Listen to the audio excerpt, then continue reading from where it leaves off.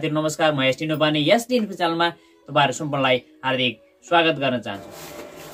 सबैभन्दा पहिला तपाईले हेरेर एटीएम मेसिनमा एटीएम कार्डलाई छिराउनु होला। यसरी गर्दाबित्तिकै एटीएम कार्ड हेरेर एक्सेप्ट गर्नेछ। तपाईले केही समय वेट गर्नु होला साथीहरु। हेरेर अब साथै तपाईले पिन कोडलाई राख्नुहोस्। हेरेर पिन कोडलाई तपाई राख्नुहोस्। आफ्नो 4 अंकको पिन कोडलाई राखिसकेपछि तपाईले इन्टर गर्नुपर्ने हुन्छ। इन्टर गरिदिनु होला। इन्टर गर्दाबित्तिकै तपाई हेरेर यसरी ब्यालेन्स इन्क्वायरी र फास्ट क्याश देखाउने। तपाईले हेर्ने फास्ट क्याशमा क्लिक गर्नु होला। फास्ट क्याश गर्दाबित्तिकै तपाई हेरेर विभिन्न अप्सनहरु देखाउने। तपाईले कति रकम झिक्न चाहनु भएको छ। र मैले जस्तै 1000 झिक्न चाहेको छु। 1000 मा क्लिक गरे साइडमा। अब do you want to print a receipt भन्नुभएको छ। यस या नो।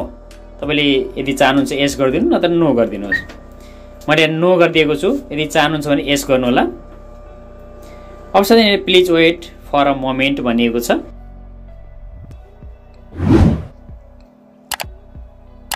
अब साथीहरु तपाईले केही समय वेट गर्दा बित्तिकै तपाईले हेरेर सहिलेसँग क्याश प्राप्त गर्न सक्नुहुन्छ। यदि तपाईको एटीएम मा अथवा तपाईको खातामा कुनै पनि समस्या छैन, तपाईको खातामा पैसा छ र एटीएम कार्ड अपडेटेड छ अर्थात रिन्यू भएको छ, डेट एक्सपायर भएको छैन भने तपाईले यसरी गर्न सक्नुहुन्छ। एटीएम कार्ड अटोमेटिक बाहिर आउनेछ। तपाईले एटीएम कार्डलाई सुरक्षित आफूले राख्नु होला। केही समय वेट गर्नुस्, तपाईले पैसा प्राप्त गर्न सक्नुहुन्छ। यहाँनिर पैसा आइसकेको छ।